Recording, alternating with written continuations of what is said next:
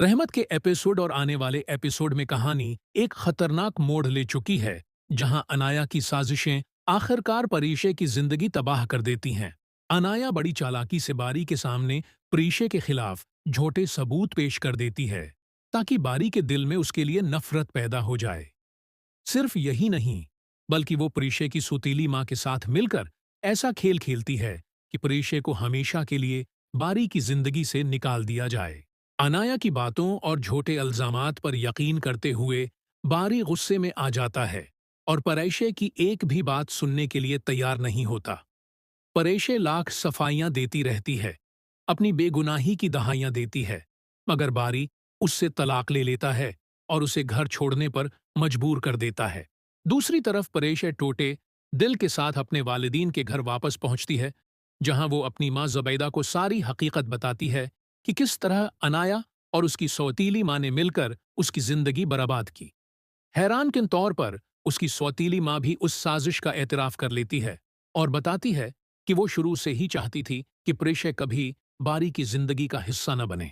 अब आने वाले एपिसोड में देखना ये होगा कि क्या बारी को अपनी गलती का एहसास हो पाएगा, या फिर अनाया अपनी साजिश में मुकम्मल कामयाब हो जाएगी। मुकम्मल तौर पर बदलने वाली है, क्योंकि जिस घर को वो अपना समझती थी, आज उसी घर के दरवाजे उस पर बंद हो चुके हैं। बारी ने गुस्से और गलत फहमी में आकर ऐसा फैसला कर लिया, जिसने न सिर्फ परिशय का दिल तोड़ा, बल्कि उसके सारे ख्वाब भी बखेर दिए। दूसरी तरफ अनाया अपनी चालों में मुसलसल कामयाब होती जा रही है और उसे लगने लगा है कि अब बारी हमेशा के लिए उसका हो जाएगा। परिशय अपने वालदीन के घर पहुंचकर मुसलसल रो रही होती है। जुबैदा बार बार उससे पूछती है कि आखिर ऐसी कौन सी बात हुई कि बारी ने तुम्हें घर से निकाल दिया। तब प्रीशे आंसुओं में डूबी हुई सारी हकीकत बताती है कि किस तरह अनाया ने उसके खिलाफ झूठे सबूत तैयार किए और उसकी सौतीली माँ ने भी उस साजिश में उसका साथ दिया।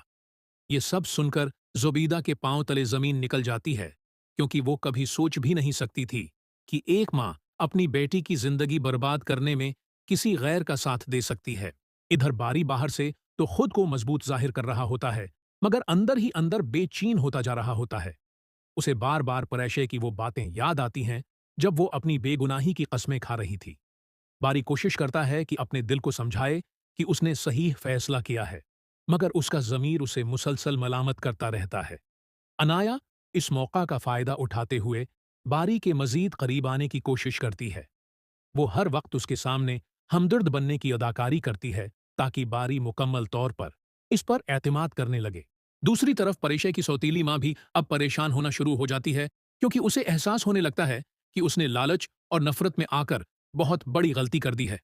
वो देखती है कि परेशे हर वक्त खामोश रहने लगी है, न किसी से बात करती है और न ही किसी चीज में दिलचस्पी लेती है। जुबैदा बार बार उसे समझाती है कि सच एक दिन जरूर सामने आएगा, मगर परेशे का दिल बड़ी तरह टूट चुका होता है।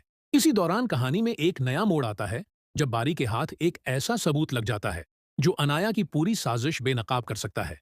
बारी पहले तो इस बात पर यकीन नहीं करता, मगर जब वो मजीद तहकीक करता है तो उसे एहसास होने लगता है कि शायद परेशे वाकई बेकसूर थी। ये सोचते ही उसके चेहरे का रंग उड़ जाता है, क्योंकि उसे अपनी जल्दबाजी और गुस्से पर शदीद अफसूस होने लगता है।